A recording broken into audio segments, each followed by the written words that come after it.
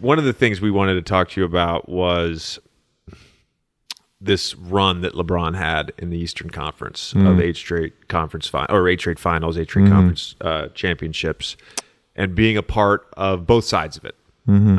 Getting eliminated by him when you're with the Bulls and the Hawks, and then being with him when you got traded to the Cavs. Do you think that run is a reflection of LeBron's greatness? In some ways, of course it is. Or is it as much maybe a weaker Eastern Conference during that time period? I go more towards his greatness. I think until you've spent time around him, like how serious he takes his craft and how much work he puts into it every single day. I think it's one thing to get to the top. It's another thing to stay there. Like I think what makes him great, his greatest attribute is his ability to do it again tomorrow. Like his ability to recover in mind, body, and spirit on a day-to-day basis it's out of this world. Like it's unbelievable.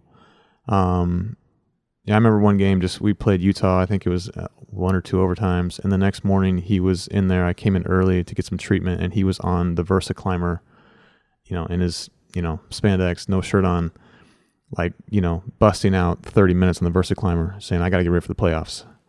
Like, I think his level of dedication to his body and his craft, I think people just see how big and strong he is. And, like Michael Jordan, he had to take a break in the middle after 3. And I'm not here to debate Michael and LeBron, but like, it's a lot to be not just putting in the time, but to take the scrutiny that he does. It's like he deflects it on appearance so easily. I walk away from those years. It's one thing when you're playing against them. It's easy to, get hater narratives in your head.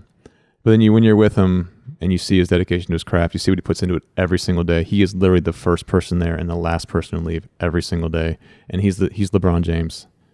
And he's been to the finals so many times in a row. He's been MVP, all those things. Like to me, that is his greatest achievement.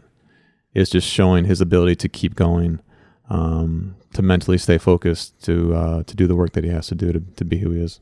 When we had DeMar on, he was talking about when those years in Toronto when they were the 1 seed and you guys would always beat them, and he was talking about the mental side of things with LeBron, how like when they would when you guys would play them, LeBron would know he would know Toronto's plays before they were running them. And he basically would be calling out to different guys on the team, they're doing this, and it would just completely kind of throw them out of whack because they were like, this guy, what are we supposed to do when this guy knows exactly what we're going to do?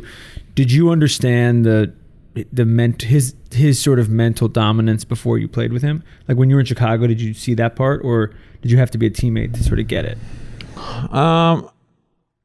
That's a good question. You certainly feel it playing against him, but it's like anything else. When you see it up close on the person on the other side, you understand why he remembers all the plays. You understand why we're going through shoot around for 45 minutes talking about every single coverage, and he's explaining what he thinks should happen and what they're going to do and how we should attack them.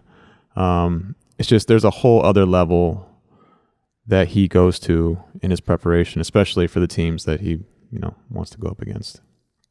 When you look back, what do you think was the best team that you played on? The team that you felt like, that was the team. Or maybe there was more than one, but certainly you had a chance when you played for the Bulls, Hawks, with LeBron, with the Bucks most recently.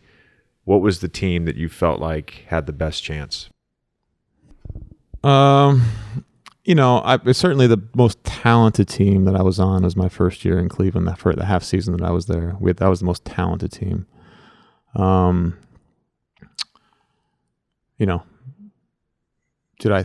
did not be, on the other side was Kevin Durant, Warriors, first year there, so were we the better team? I don't know, but obviously not. My favorite team was our team in Atlanta that won 60 games, like hands down. That was my favorite team. Like it was there was a purity to that team that like the inner Kyle just still appreciated. That we weren't the most talented, we weren't the best. We didn't have a person to give the ball to and say, make this happen at the end of a big playoff game. We didn't have that person, but that was the most gratifying team that I've ever been on. Just really, really fun.